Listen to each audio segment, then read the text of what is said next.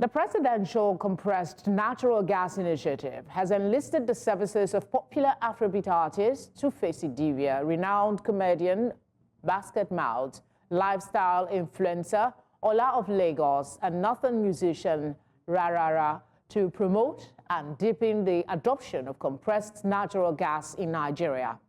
In a statement issued by the initiative's vice chairman, Toyin Subair, the organization announced a fact-finding trip to India involving the nation's leading influencers and cultural icons.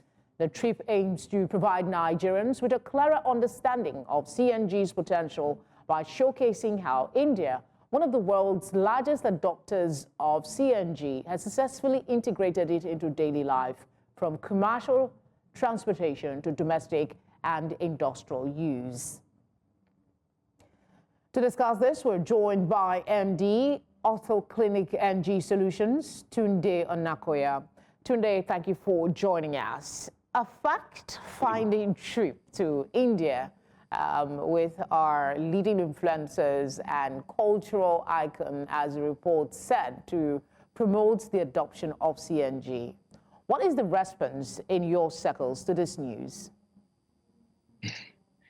Okay, thank you very much for having me, and good evening to you. The response has been mixed from the general public and for practitioners in the CNG space.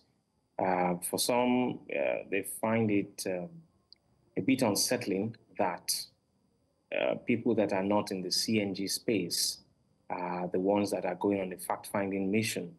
For some other persons, it seemed to make sense that we are trying to get lifestyle influencers that everyday people can relate with or to, going out there to come and maybe give us some of what they have learned from going to India. So that is the mixed feeling is everywhere. Okay, people, so on the one hand, it is a fact-finding mission.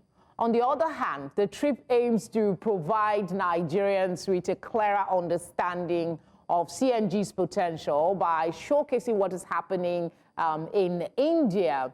You know, they've moved it from commercial to domestic use.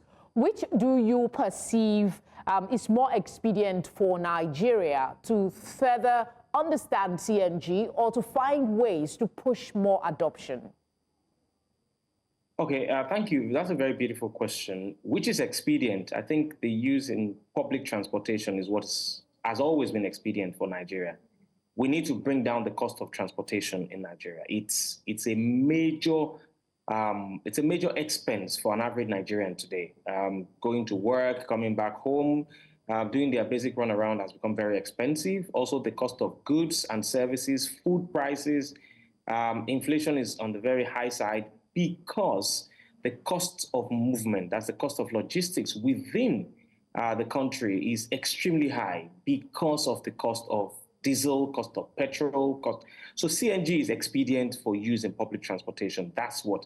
Yes, we can eventually move it to domestic use, but we have a very long way to go when it comes to domestic use of CNG, because our cities are not properly planned at the moment, and we do not have extensive gas pipeline network that would push this towards domestic use. So the low-hanging fruit here will be to get it into the public transport sector, and of course, for individuals that can afford to do it for their everyday use on their vehicles, it would bring down the cost of transportation. So okay, I was actually going to ask you about the fact that India has done this for 15 years.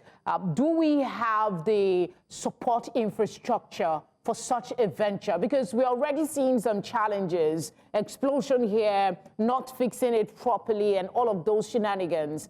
Are we ready? Have we covered our bases? Well, it was a sudden policy shift, and it became something that was required to be done immediately. We do not at the moment have enough manpower for CNG conversion at the scale that the federal government wants to achieve it. I mean, the federal government is saying about 1 million vehicles within the first year. When India started this about 15 years ago, they were only able to do about 35,000 vehicles in the first year.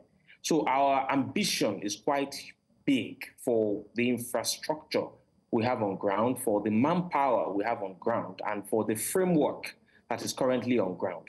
So we do not have enough manpower. However, the ones we have right now are not being adequately utilized, is what I would say. Our conversion centers are not as busy as they should be, majorly because the infrastructure for refilling is still very scanty and far in between within the country itself. In the Midwest, which I will call it in Nigeria, that is Oyo, Ogun, Ondo, Ekiti, Osun states, we have only 2 CNG refilling stations within all the states. And that means that people will have to struggle with getting refills done. In Abuja, we have people stay on CNG queues for 3 hours. That's a waste of time for a lot of Nigerians. So we need to ramp up the provision of refilling CNG infrastructure within the country. So with what you've said now, I'm told we have less than 2 minutes for this conversation. So with what you've said now, aren't we putting the horse before the cart or something? How do you say that language? By asking influencers to go to India when we are not totally prepared for the awareness that is needed to push for adoption? Now, I would expect that this trip to India should have been undertaken by people from the academia, people that are in the CNG ecosystem, practicing in the CNG ecosystem, and other people, because the fact-finding mission, we want to know what they are doing. I do not know what these influencers will be bringing back to Nigeria. Is it the technology that they want to bring back to us? Is it the technical know-how? Is it the knowledge they are going to grab from there? I do not know personally what the objective I actually asked you that question so we can know between adoption and more knowledge, which is more empirical at this time. Thank you very much for speaking with us. Thank you very much for having me.